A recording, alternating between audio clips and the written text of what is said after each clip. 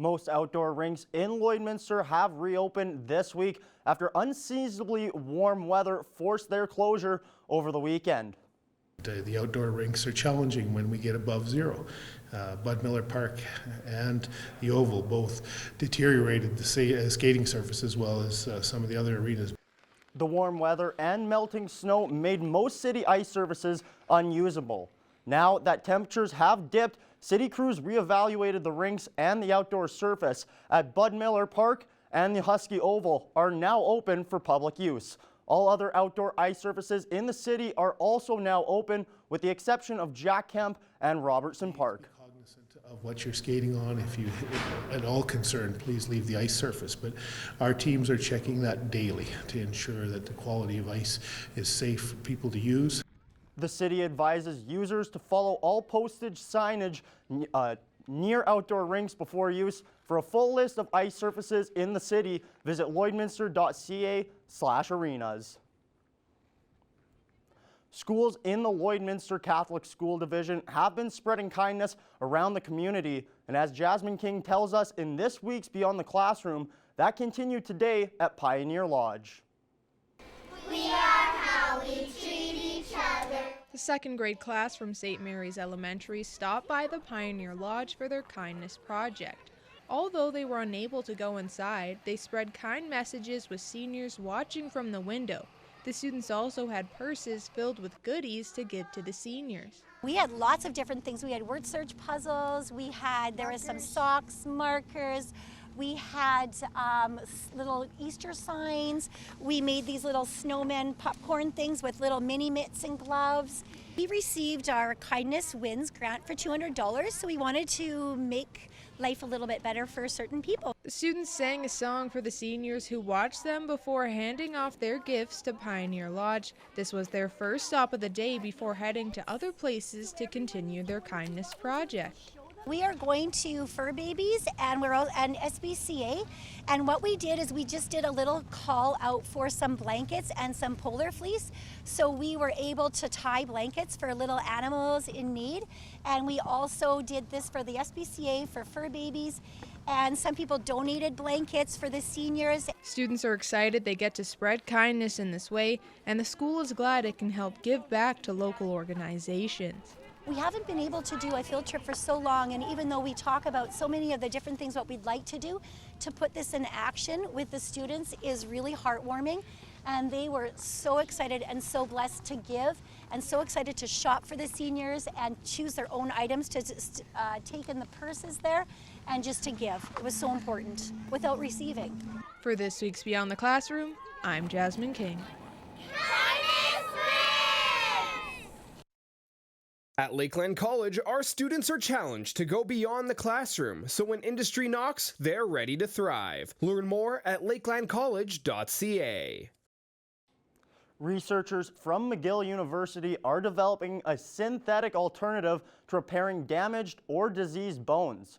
The project uses beamline technology at the Canadian Light Source in Saskatoon and focuses on growing bone cells in a lab with the hope of one day transferring them to a human body. It's really, really difficult challenge because you need to have a material that is, of course, biocompatible so that it doesn't create an adverse reaction when it's implanted, but also something that can kind of mimic the bone structure. The study is possible thanks to a scaffold-like structure that contains graphene oxide, a compound which is compatible with stem cells, transforming them into bone-generating cells called osteoblasts. If you can imagine, it's like little tiny sheets, super thin sheets, right? And assemble these super thin sheets so that they create pores. And inside these pores, that's where we want the cells to be able to go and grow and build a new bone. Clinical applications of the method are more than likely years or even decades away, though Chiruti did add that it's an important building block to the advancement of bone tissue engineering. With restrictions changing along with the weather, many aspects are affecting people's mental health. Our Shelby Clark spoke with a personal trainer on some suggestions for exercise that could possibly help people through this time. Today for Primetime Local News, we have brought on personal trainer Jennifer McEwen, and we are speaking on how fitness can help with mental health. Thank you so much for joining us. Now, starting off, I want to speak a little bit about body shaming. Now, that term has been used a lot, especially online. And in your opinion, why do you believe fitness is so important to have in your daily routine? Yeah, I think unfortunately body shaming it's comes at every single size. It really doesn't matter. When I was competing at my fittest, you would be surprised at the messages in my inbox shaming me for posting things that I'm posting, and people idolize some of that and other people look down on it, and it's just people's opinions. So I think the most important thing when it comes to that is just to be confident in yourself and know that you're alive. This is your time every day and you're fine. You can be whoever you want to be and feel good about that. And no one else's opinion should matter, because at the end of the day, you can't make them have a good opinion about you. They're going to believe what they want, and that has nothing to do with you. You do not reflect their opinion at all. Don't worry about it. So keeping fitness at your own level for yourself, for your truth self, is the most important thing. Some people, you love to bodybuild, or you love to do yoga, or you love to do spin, and some people just don't. That's okay. Whatever's going to work for you is fine. Whatever your body lets you to do is fine. There is nothing, there's nothing holding anybody back anymore. Or that's it's going to be coming too soon, hopefully, where you can just say, you know what, I want to try this. And if you fail at it, whatever, you really only fail when you don't try. So if you're interested in it and you want to give it a try, do it. And if you see someone out there struggling, maybe you struggled at the beginning, just extend that, that smile, that friendly smile, like, hey girl, keep going, or yeah, man, way to go, or whatever. Just be a little bit more positive to people. Like that's going to be the norm again. We're going to be able to walk up to people and, pat them on the back and say, good job. And let's do that. Like, let's get out there and spread that positivity and encourage people. And the body shaming is going to come and go. Unfortunately, it's part of society now, so you have to just take it all with a grain of salt, and it does not define who you are at all. For people that may not have it in their daily routine of, just working out or having some exercise lately, especially during this pandemic, would you say that it is important to try and add it on right now with all the restrictions changing and the weather changes outside that could possibly be adding on to some people's mental health and kind of messing with it? Yeah, absolutely. So as you know, we've talked in the past about when you exercise, all the benefits, right? So you get your endorphins flowing, you feel good, you're happy, your body starts shaping up a little bit, and you release dopamine. You've got, your endorphins are flowing, your dopamine's going. So you naturally feel a bit better, a little bit of a high, a little bit, the mood's lifted, and suddenly things don't seem so in your face and so negative and, so difficult to deal with. So one of the most important things is just to remember, step by step, everybody's going to be different. Get out there and try new things if you can. And try to work that fitness back into your daily routine. If maybe the gyms were closed or you didn't have access to equipment, it's okay to not be able to squat, which you could at the beginning, or it's okay to not be able to do, the same level. Like I myself have a whole, a whole big story about, the illness over COVID and whatever, and just understanding that the human body is amazing and it will change for you, and it will get back on board when you start feeling all right to do so. Working the exercise back in is very important. So if you took a little break with that, get it back in there and just be patient as you go. And expanding a little bit more on the restrictions that I was already bringing up a little bit earlier, for people that, may not agree with it right now, wanting to stay home a bit more, they don't feel as safe to go to the gym. What are some suggestions for some home workouts they can do? Yeah.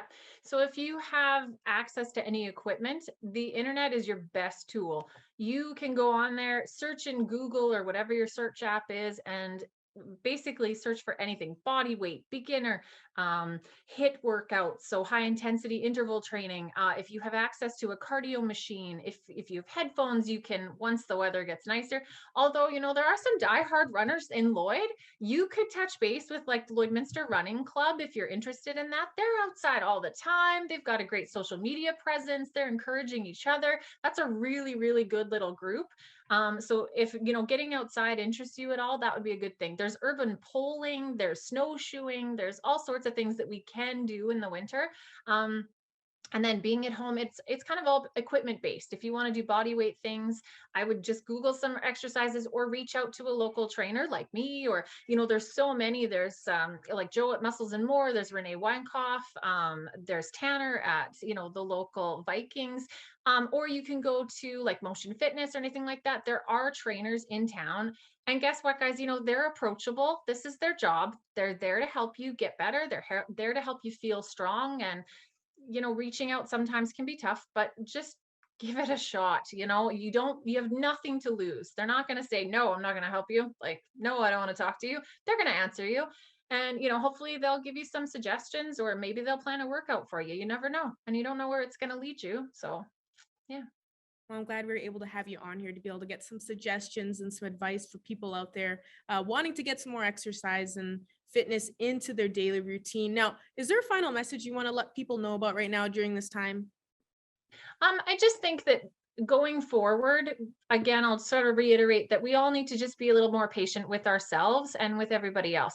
And knowing that society in general, everybody's gone through a lot the last 2 years, and you're no different. You have too. So it's okay to not feel how you did 2 years ago. It's okay to wake up every day and feel a little bit different or a little unsure. That's all right. You take your steps to getting back to your new normal, and you accept the fact that everybody else around you is trying to do the same thing. Let's just try to be positive and help each other out as much as we can. Perfect. Well, once again, thank you so much for joining us today, Jennifer. Yeah, thanks so much for having me. Well, the temperatures have fluctuated over the last number of days. Shelby Clark will tell you more about what to expect.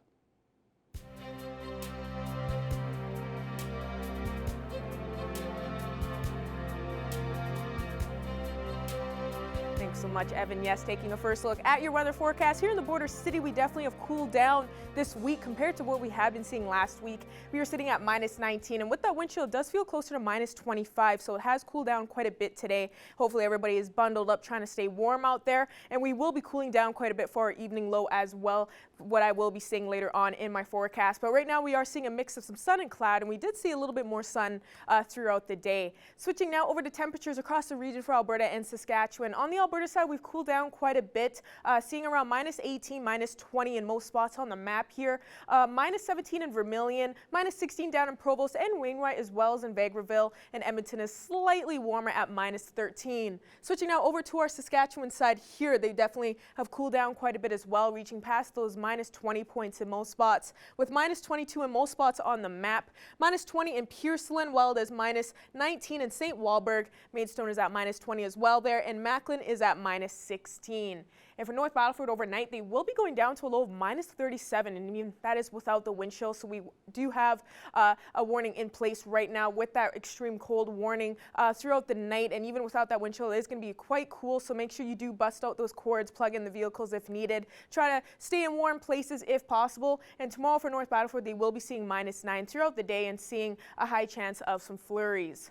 For Cold Lake overnight, they'll be going down to a low of -35, so they will be cooling down quite a bit as well there with a couple clouds in sight. Tomorrow, they will be seeing a slightly warmer temperature at -6 throughout the day, but they will be seeing around a 60% chance of some snowfall. If you're here in the border city, we'll be going down to a low of -32, and with that wind chill, it will feel close to -40. So we will be cooling down quite a bit. There is a risk of frostbite if you're going to be outside for a long period of time. And tomorrow we will be seeing 0 throughout the day. So we will be warming up slightly there, of course, but we will be seeing a high chance of some flurries. So get ready to see some more snow. But here is one of your photo submissions. Thank you to everyone that submitted some good weather photos. This one is hilarious by Natalie. So thank you, Natalie, submitting this cute photo. Love seeing the kids having fun, enjoying the weather outside of all the snow. So really great to see. And that's all I got for now. Evan will have more news coming up after the break.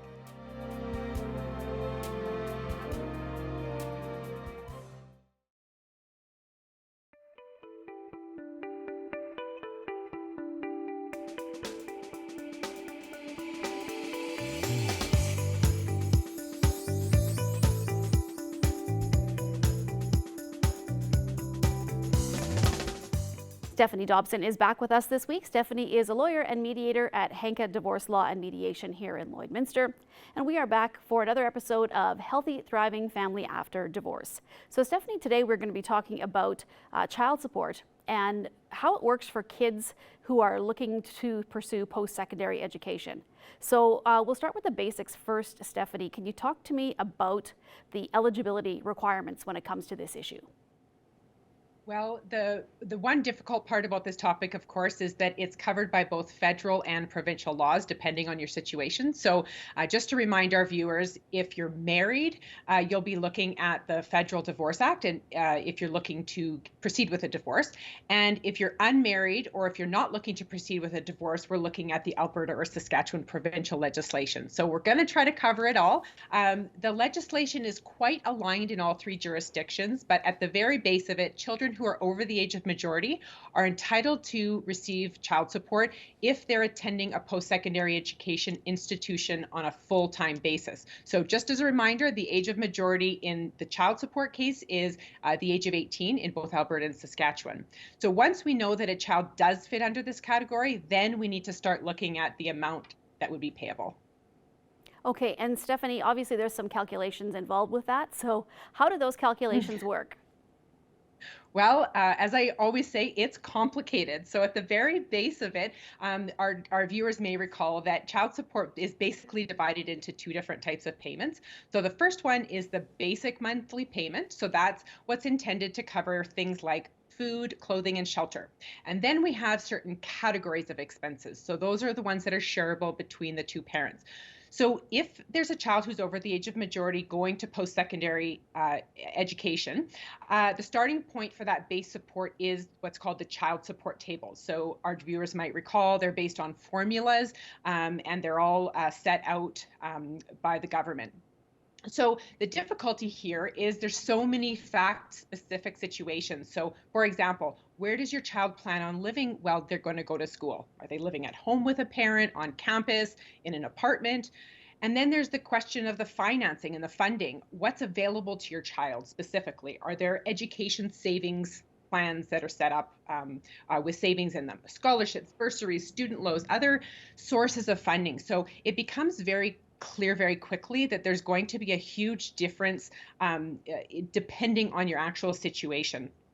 So the next category that we want to look at is remember I was saying there's what's called special expenses. So there's a specific category of shareable expenses that's called post-secondary education expenses. So at the very least, the items that are shareable between parents are tuition and books, but it can be more, of course, depending on the situation. So Stephanie, when should parents start planning to save for their kids' education? Obviously this is a big expense and it's difficult when you are married, but going through separation and divorce, obviously it's a whole other thing to consider. So when should they start planning to put away money and deal with the fact that their kids likely or possibly could go to college or university? Well, the answer in my family is the day they're born, right? And so there's two aspects when we're talking about parents who are separated.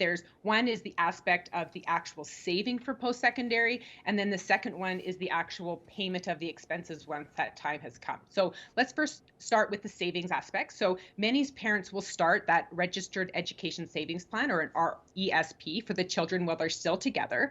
And then they sometimes will want to continue that after separation. So a few things there with respect to the savings. First, there's no obligation for parents to continue to save for post-secondary education. However, there is an obligation to contribute. So, some parents are savers and some parents say, I'll figure it out when the time comes. So secondly, if you have accumulated funds in an RESP, that is typically considered divisible family property when you're separating. So if you choose to continue to contribute after the separation, there's just a few things really to consider. Be careful because you may want to just contribute to your own education savings plan for your own savings, or you may want to jointly contribute with your parent, with your co-parent. But it's really important to keep a record of these post-separation. So the second piece is about the planning for the spending. So now you've saved, and now you've got a child who's in grade 12, and you want to start looking at the planning. So I would recommend the earlier you can start talking about this, the better. The problem is that often until the grade 12 year, your kid might not know what their plans are for the upcoming fall. So certainly, I know people at this stage typically don't like to get divorce professionals involved again, but it can be valuable to set up a meeting with your lawyer or mediator to really look at the fact-specific situation to make sure that you've got a good plan in place. There's no one size fits all. All right, Stephanie, lots to consider with this subject for sure. Thank you so much for chatting with us, and we'll be back again next week. Yeah, thanks, Stacey.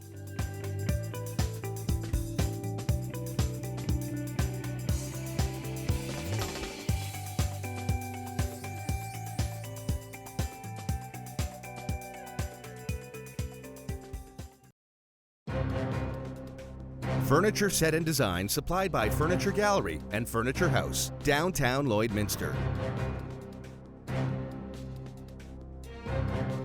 Today for Primetime Local News, I'm joined with Chad Doherty, the Senior Fisheries Management Biologist with the Ministry of Environment in Meadow Lake, to talk about family-free fishing this weekend. Thank you so much for joining me here today. No problem, my pleasure. So where are some spots that people can go fishing this weekend?